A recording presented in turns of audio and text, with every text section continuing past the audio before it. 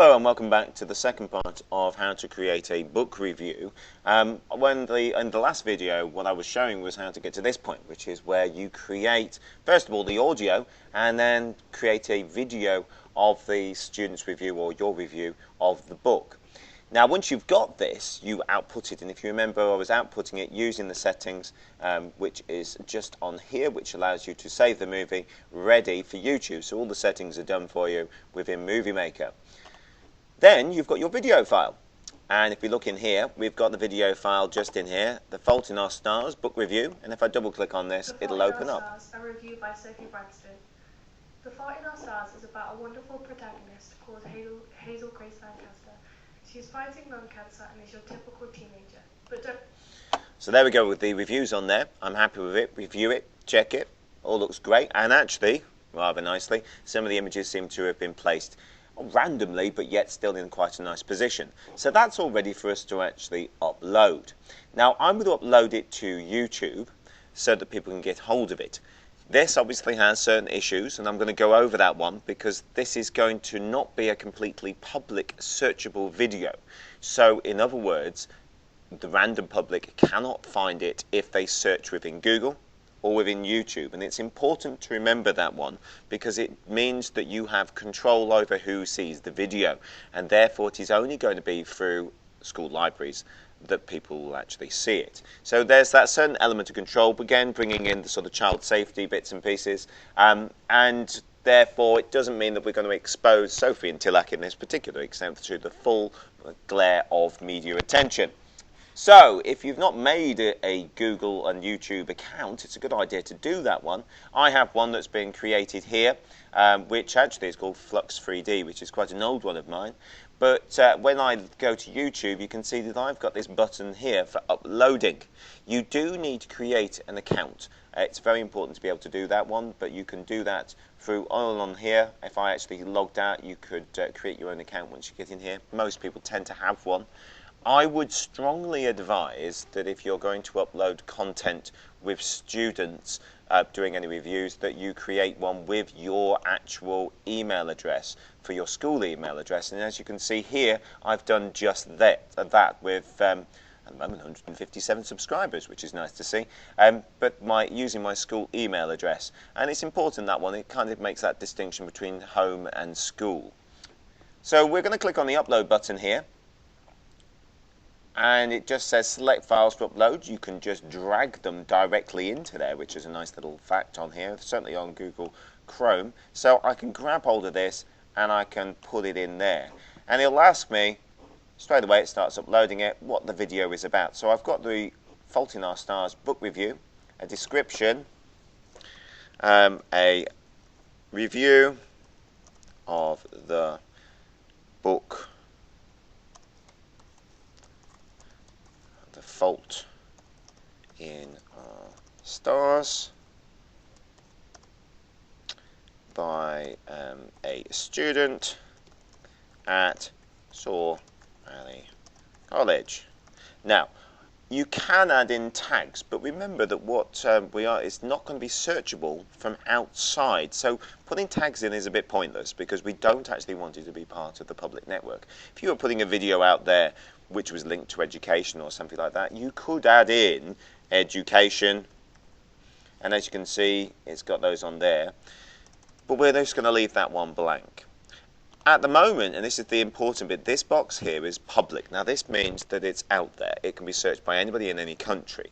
We want it to be unlisted on there, which means that it can still be seen, but you cannot find it. So it's not listed on Google and it's not listed on YouTube, and that's quite an important thing.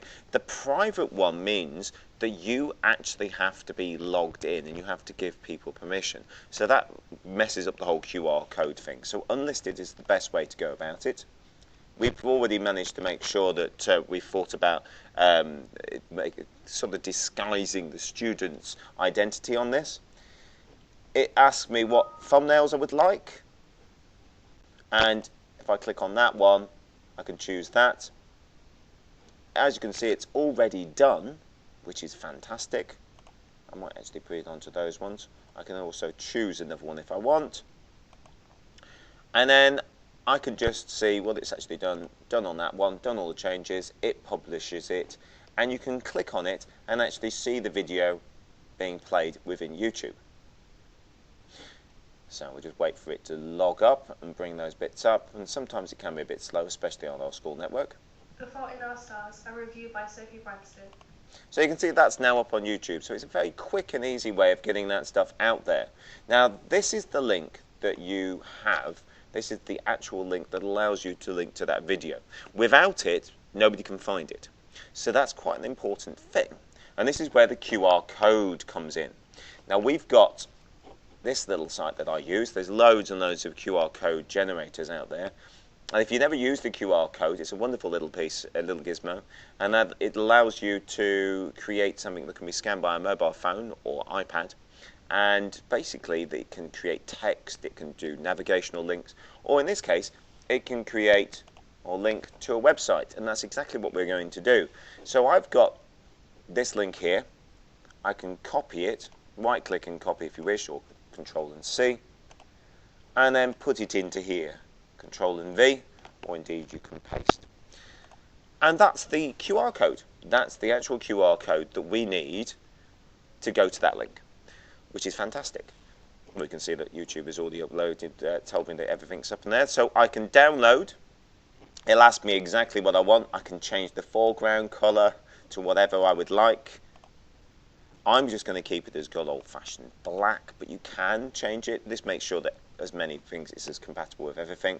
Size is the size it's going to be once you've done that, so you can move that slider along. I'm going to have it as around about 500. And what do I want? I want it as a JPEG.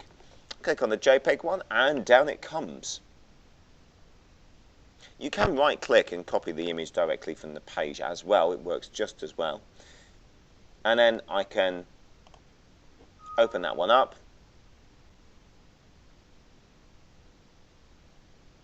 And I can insert it into a document. And that document then can be printed out. Oh, having a little bit of an issue there. You can see on here. Should bring it up. There we go. So we've got that. Do Control A and copy.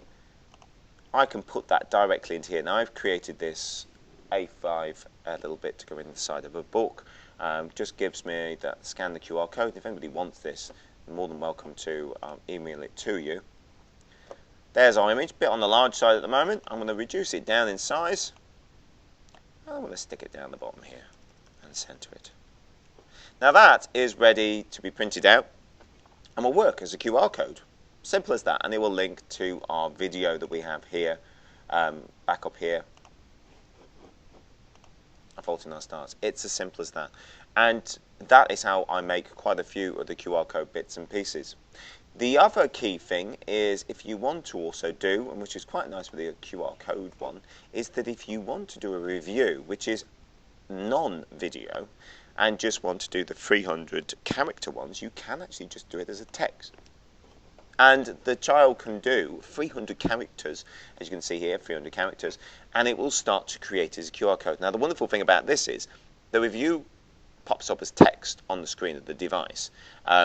It does have that limitation, it has to be 300 characters and no more. You don't need an internet connection, and it's embedded directly into the QR code. So this is a quick demo of how to create a review for a book with only 300 characters. Now it's a real challenge for people to do that, and you can see that this is creating more and more complex QR code. If you did the full 300 characters all the way through, and if we put in those, you'll see that eventually it will fill in that box and we will have the full review. Rather a boring review full of K's there, but it does actually produce something which can then be scanned.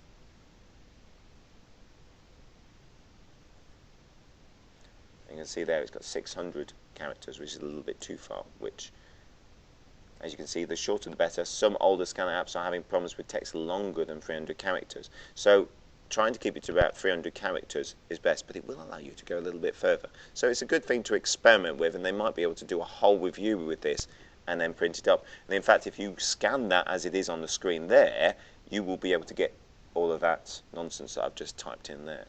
So that's how to create your review, and it'd be really great to see some video ones and text ones as well. It'd be great, and I obviously try to update with some other different and interesting ways of doing their book reviews, and basically getting more and more students and adults reading books. Thank you very much for watching.